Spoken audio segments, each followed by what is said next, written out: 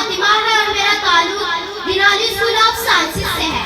میری تقریر کا موضوع صدیق اکبر رضی اللہ تعالیٰ عنہ اور عشق رسول صلی اللہ علیہ وسلم۔ جانشین سید ابرار کی باتیں کرے، جانشین سید ابرار کی باتیں کرے، مصطفیٰ کے پہلے پہلے پیار کی باتیں کرے، جن کی لفظوں میں ہمیشہ جلوائے جانا رہا، عاشقوں کے قافلے سالار کی باتیں کرے۔ نام عبداللہ، کنیت ابو بکر اور لقب صدیق۔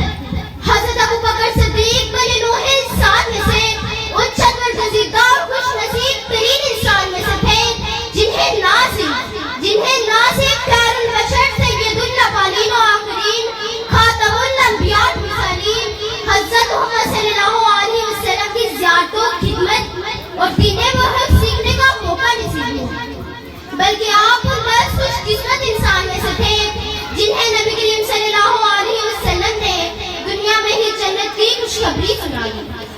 امیر المومنین ہیں آپ، امام المسلمین ہیں آپ، امیر المومنین ہیں آپ، امام المسلمین ہیں آپ، نبی نے جنتی جن کو کہا صدیق اکبر ہے۔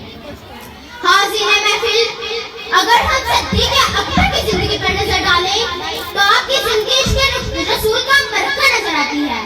ہجرت مدینہ کے اس یادگار سفر میں جس طرح ابو بکر نے رحمت للعالمین کی خدمت و پاسبانی کا فریضہ سر انجام دیا، یقیناً وہ تاریخ اسلام کا ناقابل فراموش واقعہ ہے۔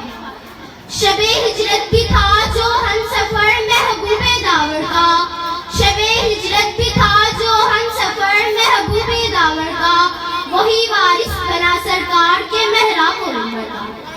حضرت ابو بکر صدیق رضی اللہ تعالیٰ عنہ کی عشق رسول سے سب سے روشن مثال غار حرا کا وہ واقعہ ہے جب آپ صلی اللہ علیہ وسلم کے آرام و سکون کی خاطر حضرت ابو بکر صدیق اپنے پاؤں میں سار نچاتے رہے، لیکن اپنے محبوب کے آرام میں خلل نہ آنے دیا۔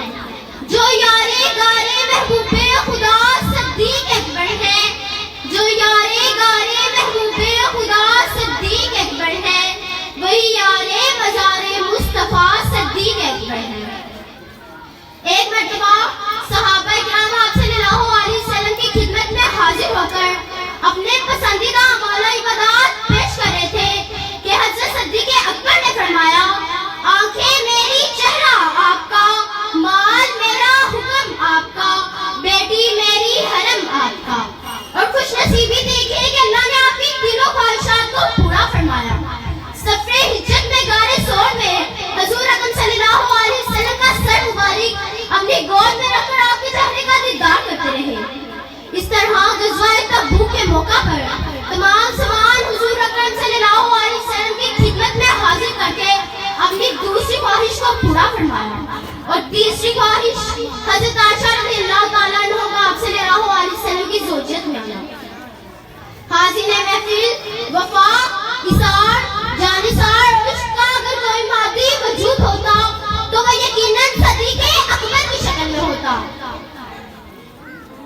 ابو بکر کی محبوب خدا سے محبت ایک طرفہ نہ تھی، بلکہ خاتم الانبیاء حضرت محمد صلی اللہ علیہ وسلم بھی آپ سے خاص لگاؤ رکھتے تھے۔ ایک موقع پر آپ صلی اللہ علیہ وسلم نے ارشاد فرمایا، ان اللہ بعثنی علیکم فقد ذبت وقال ابو بکر صدقتا، یعنی اللہ نے مجھے تم لوگوں کی جانب مبعوث فرمایا جب تم لوگوں نے مجھے جھٹلایا اور ابو بکر نے میری تصدیق کی۔ آخر میں بس یہی کہنا چاہتی ہوں کہ اللہ مجھے آپ کو ایک سچا عاشق رسول بنائے، ہمارا حلیہ ہو یہ تکالف والے باور دوارے ہوں کہ ہاں ہم اسی آخری نبی کے امتی ہیں کہ جن سے صحابہ نے ایسا سچا عشق کر کے دکھایا کہ جس کی کوئی مثال نہیں۔ وہ پہلا مددگار، پہلا صحابی، نبی نے جسے ہر قدم پر دعا دی، وہ افضل بشر وعد از انبیاء ہے، وہ جانے صداقت، وہ جانے وفا ہے، فرشتے اسی کی اداؤں پہ عاشق، اسی کی نمازوں دعاؤں پہ عاشق، نبیوں سے کمتر، اماموں سے اعلیٰ، محمد سے ہر دم وفا کرنے والا، وہ صدیق اکبر جس کا لقب ہے، وہ پہلا خلیفہ، وہ پہلا اہل ہے۔ شکریہ۔ شکریہ.